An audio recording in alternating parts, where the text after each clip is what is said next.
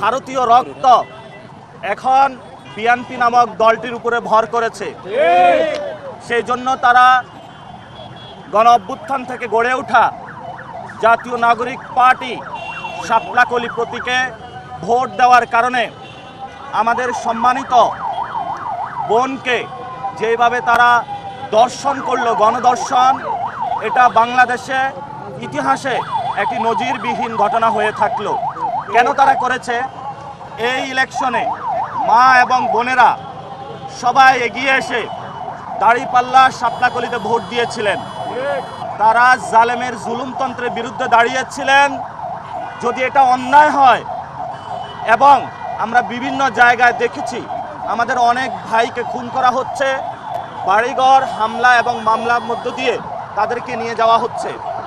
আমরা অতি দ্রুত বাংলাদেশে নারীদের জন্য নিরাপদ একটি বাংলাদেশ চাই, যেই বাংলাদেশে ভারতীয় শক্তির নতুনভাবে আতাত গোষ্ঠী বিএনপি কোনো নারীদের উপরে ধর্ষণ তো দূরের কথা, একটি কটু কথা বলার সুযোগ পাবে না।